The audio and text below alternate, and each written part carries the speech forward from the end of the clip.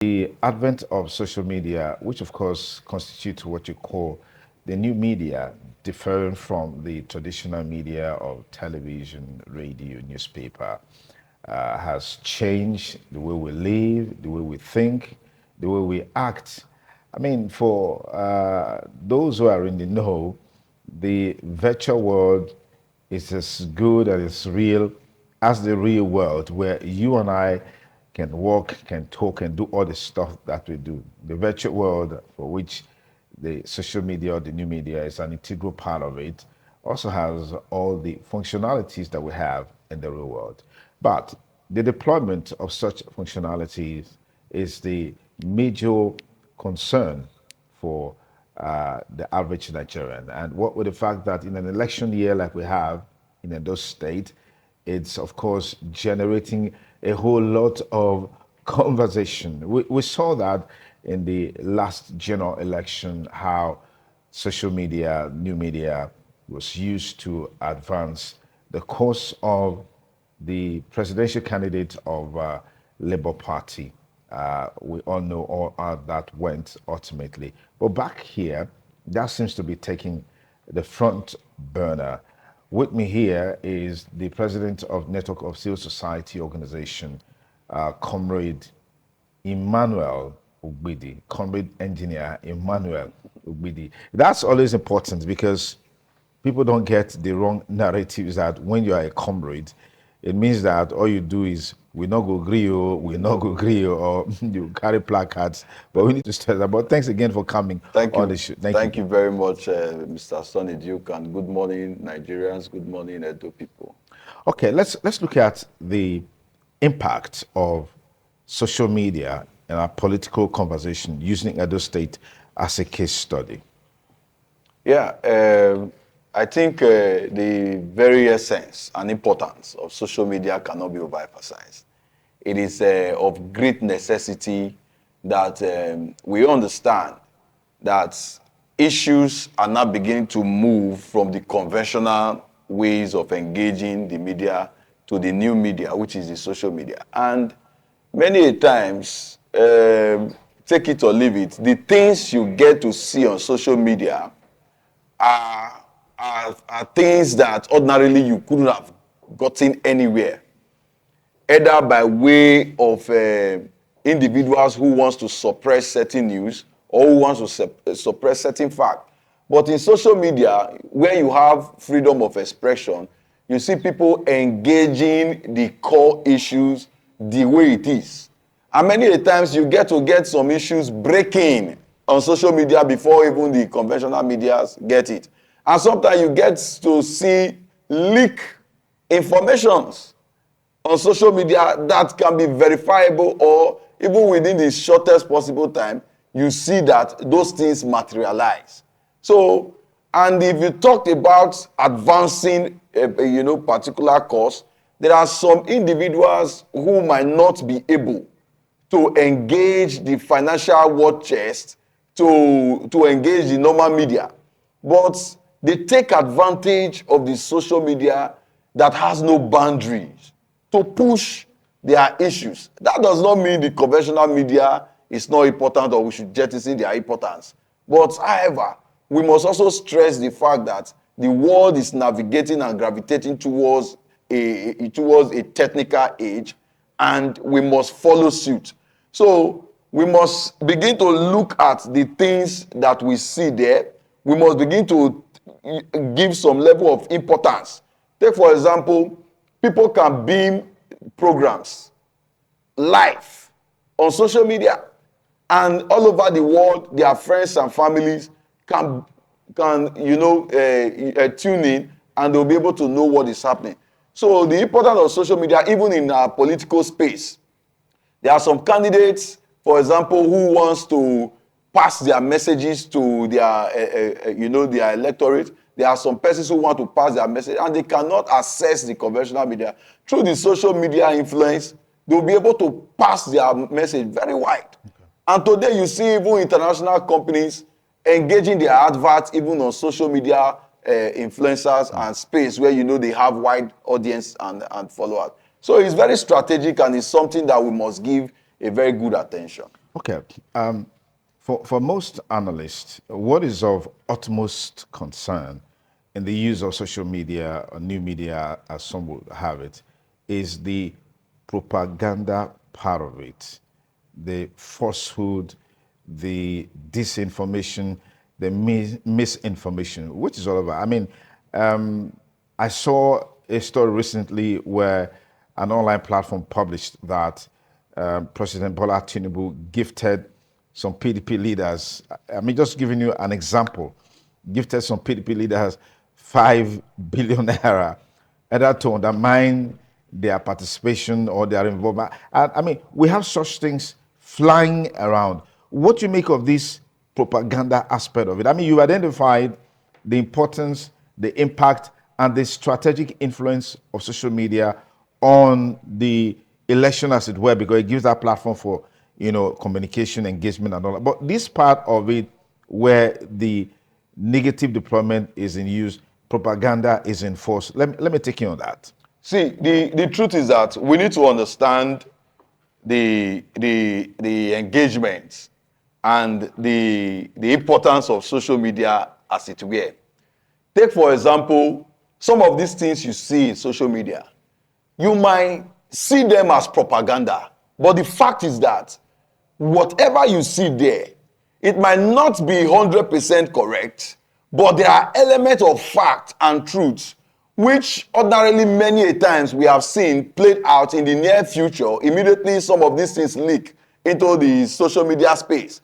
We have seen some financial transaction within government that you cannot find in conventional medias, and you see them leak, and they use the advent of social media. So, like that propaganda you are talking about now, we shouldn't just see it as a propaganda. It's a wake-up call to Nigerians. It's a wake-up call to Edo people, peradventure, to say, okay, we have heard that certain amount of taxpayers' money has been deployed by the Tinubu-led administration into Edo State for its interest in the 2024 Edo election. Why somebody would want to see it as propaganda? For people like us, it is something that we need to look carefully and begin to look into the near future. Anytime from now, we begin to see some of these PDP leaders actually decamping or actually buying into the interest of Mr. President or the Abuja politician, or actually decamping from PDP to APC, then it is a clear indication that there are some elements of truth in those facts or in those propaganda that have been pushed on the social media space. So some of those propaganda, they are warning signs. They are warning signs, and many a times they are facts, and they only materialize by the time we begin to see it. But the truth is that those people who are wise, we will not begin to wait until we see these things and will become reactionary. We must be proactive, and we must use this kind of opportunity to engage our political class, especially those who have been accused, the PDP leader. Now the eyes of Edo people are on you. We will not want to entertain a situation where you go and sell your conscience, obtain a huge and humongous sum of money in billions and in millions, buying your conscience selling your conscience in order to buy the conscience of Edo people. So Edo people must now watch very closely into these leaders, into these PDP leaders who are seen or who have been fingered to say these are the persons they want to use to manipulate the 2024 election for their own selfish interest. Because it will be very clear that they will not be taking those decisions for the interest of Edo people. They will be taking those interests as a result of what they've collected. So the question is, anybody who you see from that party, for example, now that particular political party decamping to the other side, and they are calling you to follow, they ask them how much they've given to you. Yes, they shouldn't collect billions and millions and they'll give you 2,000 naira and say, you see, I have discovered that, the APC is now my home.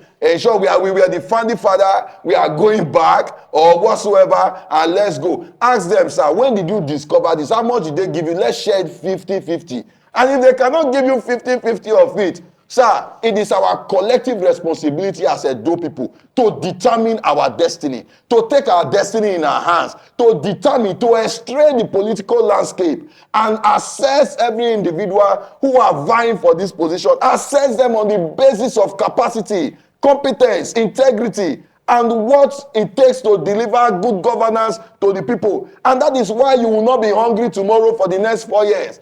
But if you do all of these things in the interest of my uncle said we should follow this place, or my uncle has just moved from this place, from this party to this one, let me follow him, you will be mortgaging your future. The question you should ask yourself, when last did your uncle call you?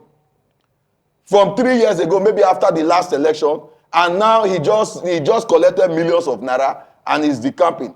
So the AFCC, as it were, must beam their searchlight. For example, in this social media, in this propaganda you talked about, EFCC must now beam their searchlight on every PDP leaders. The ones that will be moving, they must be potential offender of financial crimes and economic crime, because we must look at it very critically.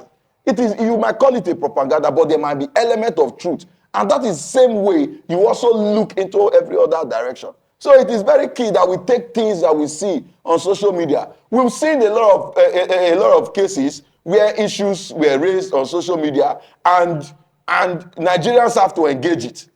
And when they engage it, you see the government coming out to say either to debunk or either to retract their step. Even the issue of many times before fuel subsidy it was removed, or before you see petroleum pump price increase, the first places we hear it is on social media. And eventually you see NNPCs are there coming to announce a new pump price.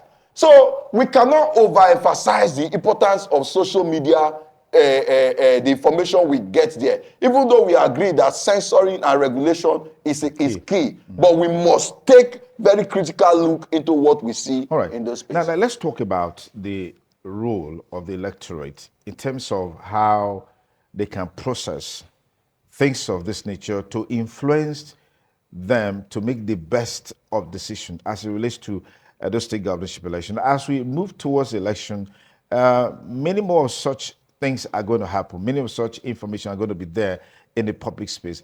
How do you think they can distill them to guide them in such a way that they can take an appropriate action, make the best of decision? Now, it is very key. First of all, the entire Edo people, we employ them to pick interest in governance, to pick interest in who governs them. Because the first issue of challenge is that a lot of people are reluctant in engaging the political season as to having interest on who becomes the next leader or political leader in Edo State. If we are able to drag and get their attention into all of this, then the next stage will be, how would they galvanize all of these opinions? How would they galvanize all of these informations and distill them? And if you ask me, the truth is that we must now begin to follow through the process of campaigns. Campaigns, not just the jamboree of appearing in Ward 1, Ward 2, and you speak to insult your opponent. No. Let us first of all engage them on the ground of policies, programs, and direction that they intend to push if any of them eventually gets into office. And how do you do that? The first step is their manifesto.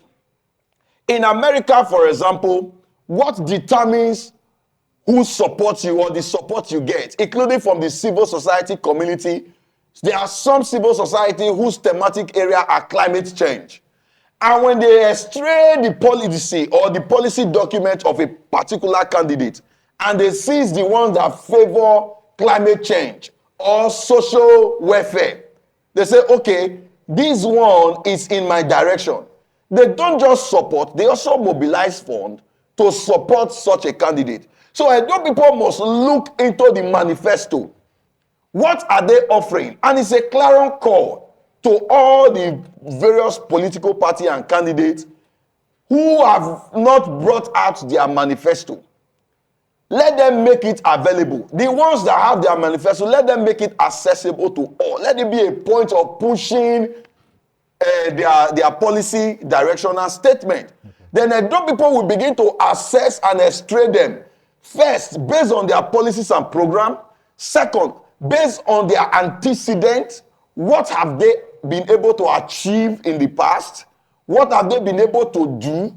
What they can do? And thirdly, then being able to move beyond the aspect of saying this is what we want to do, but taking it further to telling Edo people what they want to do, how they will do it, and at what point in the administration I've always emphasized that they will achieve it. In the eyes of dwindling economy and global financial meltdown, don't tell us you tie road even in rainy season. Tell us how you get the financing. Because successive administration have always told us that, you see, as a result of shortfall in our revenue from Abuja, we cannot do X, Y, Z, we cannot do this and that. And we have been saying that we cannot continue to rely on the revenue that comes from Abuja. Okay. No, so you must be able to think out of the box. It must be a candidate that should be able to think out of the box and be able to galvanize and organize financing in actualizing whatever vision he has beyond the Abuja revenue, as I will call it. If you have members of a political party selling out, like you talked about relating to the story of some PDP members being alleged to have received or on the verge of receiving some amounts of money from President Bola Tinubu. What, in your opinion, is the implication of that for those who are on the verge of doing that in terms of their political ideology? Yes, I think it's it will amount to political oblivion. It will amount to many of them losing their political capital, because if one's house is burning, you cannot be seen leaving your house to go and put out the fire in another house, in your neighbor's house. Or maybe the foundation of your house is cracking and you see your walls are falling. What is expected of you is to stay put in your house and mend it and build it and be able to engage on activities that will amend your house. So if at this point in time you are seen leaving your own house because of your political or because of your personal stomach infrastructure, then that will amount to political oblivion. You must have lost your political integrity.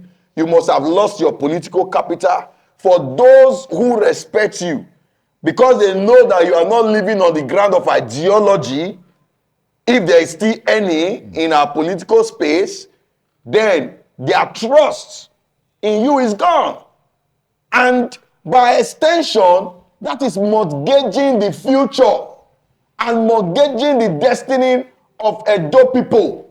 Because if, for example, what have you, the decision of the people was to be in a particular direction, and because of the money that have been pumped, and one other reason why we cannot begin to give some level of concern to all of this propaganda.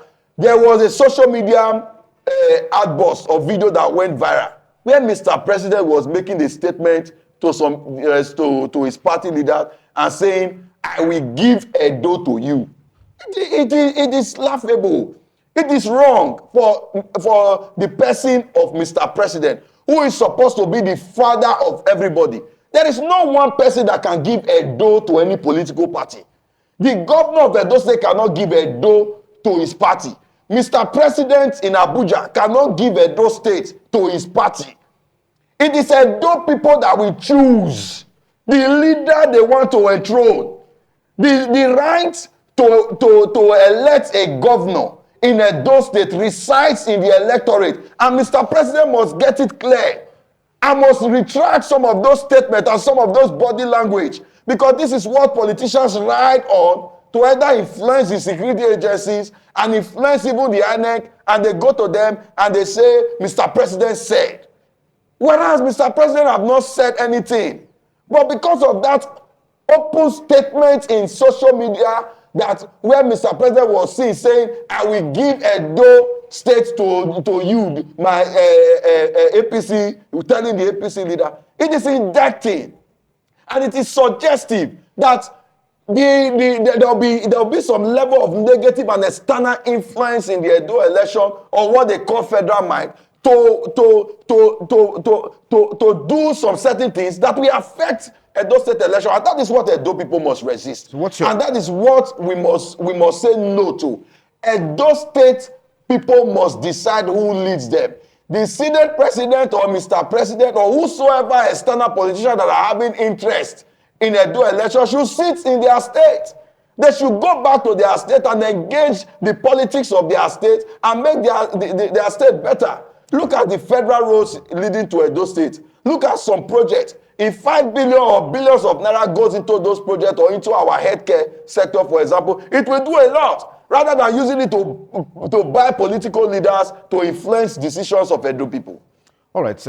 On a final note, what's your expectations on a major stakeholder like INEC? I mean, judging from the last comment that you made, where we have either there is a categorical statement or there is a body language of whoever is in the saddle, that becomes a platform for some critical stakeholders to become partisan and biased in their actions and inactions. Yes, and that is very critical, because if you ask me, take for example in the last presidential election, we saw why the Labour Party presidential candidate and others were in court. INEC also brought a lawyer to defend their actions. You know, so it's laughable. INEC is supposed to be seen as the umpire, unbiased and unpartisan or non-partisan. Because in a match, what causes crisis and you see fans entering the field to scatter any match, I know you are a very refined sport enthusiast, it's when they see that the referee, who is supposed to be neutral in the match, is taking side. And you begin to see agitations. So at this point in time, INEC already had a very defective, I would say a very defective integrity in the eyes of Nigerians, owing to the election of 2023 general election. So Edo State election, as it were, is a litmus test to the INEC in the state and INEC at the national level and their officials, including the INEC chairman. Ordinarily, if it were to be a system where integrity prevails and where the rule of law prevails, such an individual is not supposed to still be the INEC chairman by now. Haven't given us reasons why there was technical glitch and there couldn't be electronic transmission of results at the 11th hour. Haven't spent billions of taxpayers' money. He would have humbly resigned. But he's still there. Now that he's still there, it is an opportunity for you to redeem your image. You must not allow any influence, whether internal or external or financial, whatever pressure it is, to influence the way you engage the electoral process.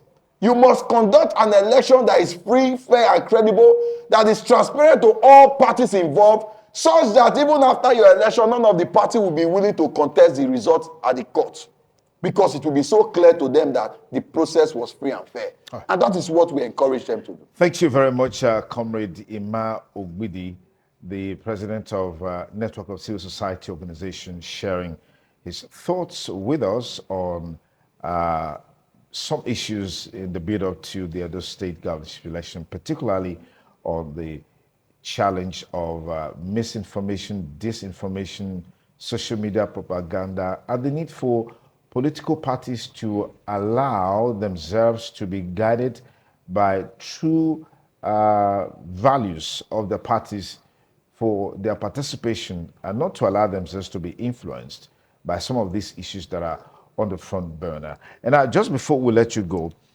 this issue has been on in the last couple of days, the issue of Nigeria's presidential jets being seized in France. And we heard recently that only one was released out of magnanimity. And this is coming as a result of a breach or a violation of a contract between a Chinese firm and the Ogun State government. What's your reaction to this? It's very laughable. And to make it very, to put it in our local palace or whatsoever, is see finish. Yes, yes. That's just the summary of it all. Because, you see, when a country that is supposed to be controlling the resources or controlling some level of finance and development such that even the foreign nationals will beg to get our visas to come into this place, to work, or to have access to our foreign minerals, or have access to our foreign, to our natural resources. But over the years, we have seen our leaders going cap in hand, borrowing loans from loans and all what have you, asking for different aid from United Nations, aid from Chinese, aid to do railway lines and all of that. My brother, it has gotten to that state. Our presidential jet is supposed to be a monument, it's supposed to be a symbol of authority, security and power to the Nigerian nation. For any company, for any foreign body or any court to see that as what they can seize is a level of, is the level they have placed Nigeria and by extension the leaders of this country, and it is laughable. It is something that we must work very hard to redeem our image and to redeem the ways that we live in this country. Nigeria must now begin to look inward. Because everything we need to better this country, to develop this country, they are in here. And the reason why we have been going out every time any president that comes in, they jet out. There are issues in the country. They go out to go and be engaging on foreign meetings with foreign leaders. And many of them you see come to this place. So it's very laughable, and it's something that is very painful and shameful to the country. And we just believe that we'll be able to go out of this. All right, Comrade Man, thank you so much for coming on the program. Thank you very much. So this is like to have you here.